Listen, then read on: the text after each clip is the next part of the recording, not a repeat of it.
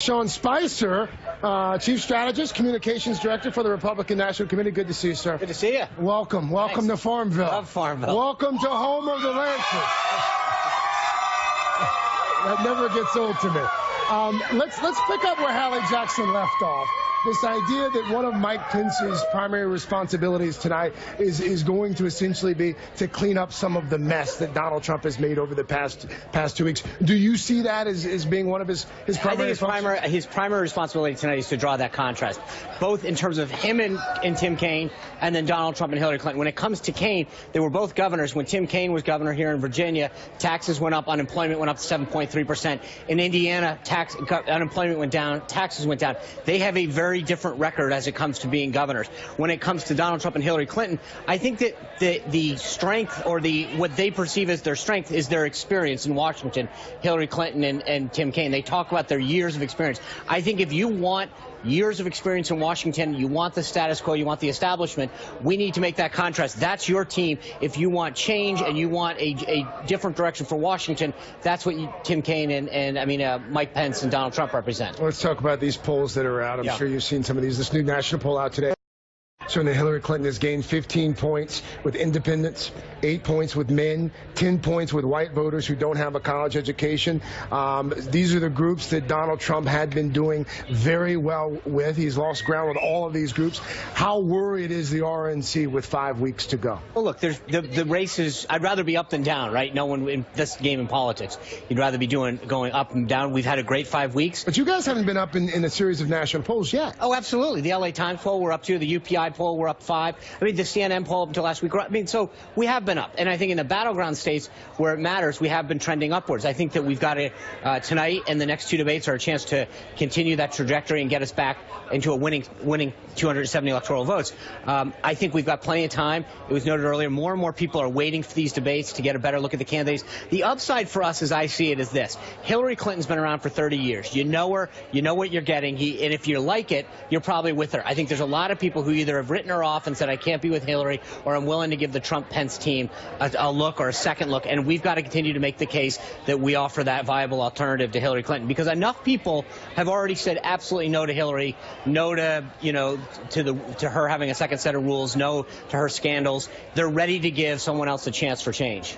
Let's talk. You mentioned scandals. While I have you here, I do have to ask you about the report over the weekend. This idea that in a given year he may have lost $950 million, close to $1 billion. No one's claiming that Donald Trump did anything illegal. Right. I think we should note that. Take off your GOP hat for a second. I think it's permanently attached. Well, no. Take it off for a second.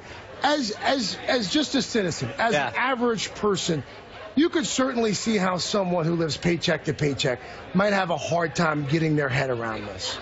Well, to some degree, but you also, I think, whether or not you're living paycheck to paycheck or doing well, whether you're using TurboTax, filling 40 yourself, or getting an accountant, the bottom line is everybody going into tax day says, what deductions am I entitled to? How can I pay the lowest amount of taxes? That's what we do. And to not do that would be malpractice, both whether by an accountant or yourself, to say, I'm entitled to this deduction, but I'm not going to take it, would be insane. And so bottom line is, Donald Trump played exactly by the rules. The interesting thing about this is Hillary Clinton by a set of rules. Because you could argue that the average person in this country, they don't play by that set of rules. Sure they do. They wake up every day and say, what am I entitled to? What they can't carry over losses for 15 years. No, but they don't. But do you think that when Donald Trump turned to his accountant and said, you know what, I know the law says that I can do the filing, but let's just half it? That would be the most unbusinesslike, unreasonable thing to do. You don't do the opposite of what makes the most sense. And the irony is that Hillary Clinton used the same provision of the tax code on her taxes last year. It's just that she may not have had enough. I mean, Trump is the guy who wrote the book, The Art of the Comeback. He knows how to build a business. He went through some tough times when the economy went down. He nearly went bankrupt. He nearly went bankrupt. But you know what? We have a bankrupt country. We have a bankrupt country because of the spending policies, in some part because of Hillary Clinton when she was in Congress. You've got a country that's bankrupt that frankly needs someone to come in and say, how do we get us out of bankrupt? How do we get our economy back on track? How do we get spending under control. All right, while I have you here, I do have to ask you about this Willie Horton story. I think it was an apology on Twitter. For folks who may not have been following this closely, I do want to set the stage here.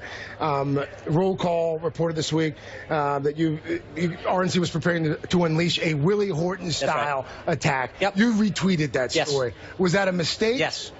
How did it happen? The story came out, and I quickly hit tweet, because it's, as you know, when you populate the button, there's a thing there. I hit it. It was stupid. I shouldn't have done it. I should have read the story more thoroughly.